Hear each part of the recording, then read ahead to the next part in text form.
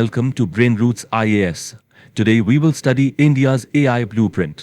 तो इंडिया एक ऐसे भविष्य की तरफ बढ़ रहा है जो AI यानी आर्टिफिशियल इंटेलिजेंस से चलेगा, लेकिन इस मैसिव ड्रीम को रियलिटी में बदलने का प्लान क्या है? चलिए आज इंडिया के AI ब्लूप्रिंट का एक डीप एनालिसिस करते हैं। किसी भी नेशन का टेक्नोलॉजिकल फ्यूचर बनता कैसे है, और उससे भी ज्यादा इंपॉर्टेंट सवाल उसकी प्रोग्रेस को चेक कैसे किया जाता है। कैसे पता चलता है कि हम सही रास्ते पे हैं?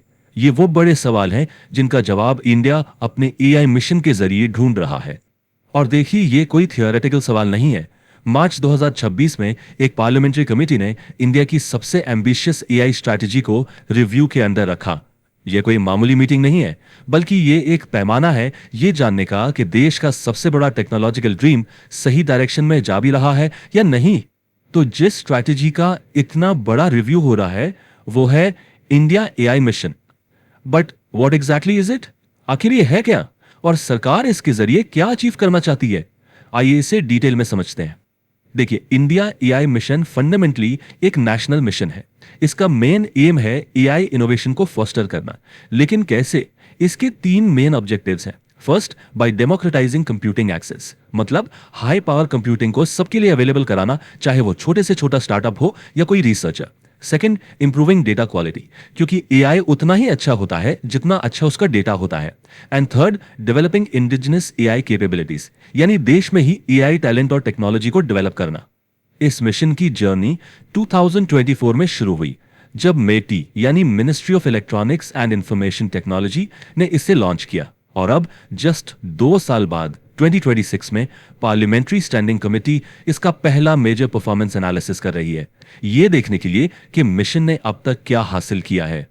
अब इतने बड़े मिशन को मैनेज करने के लिए इंडिया AI नाम की एक स्पेशल बॉडी बनाई गई है, और इसकी खास बात यह है कि यह एक इंडिपेंडेंट बिजनेस डिवीजन की तरह काम करती है। इसका मतलब है कि इसे काफी ऑटोनॉमी दी गई है ताकि डिसीजंस फास्ट हो सकें without the usual bureaucratic delays. Okay, so mission बड़ा है, एक डेडिकेटेड एजेंसी भी है, but what is the actual plan? इसका ब्लूप्रिंट क्या है? ये काम कैसे करेगा? आइए इसके स्ट्रक्चर को समझते हैं। ये पूरा मिशन 7 पिलर्स पर बेस्ड है। इनमें से 3 सबसे क्रूशियल हैं। पहला, इंडिया AI कंप्यूट कैपेसिटी, जिसका गोल है देश में high power AI super computers establish करना। दूसरा, इंडिया AI इनोवेशन सेंटर, जो R&D को प्रमोट करेगा। और तीसरा, इंडिया AI फ्यूचर स्किल्स, जो हमारे यूथ को AI जॉब्स के लिए तैयार करेगा। इनके अलावा डेटा, एथिक्स और इंटरनेशनल कोऑपरेशन जैसे 4 और स्ट्रेटेजिक एरियाज भी इस प्लान का हिस्सा हैं।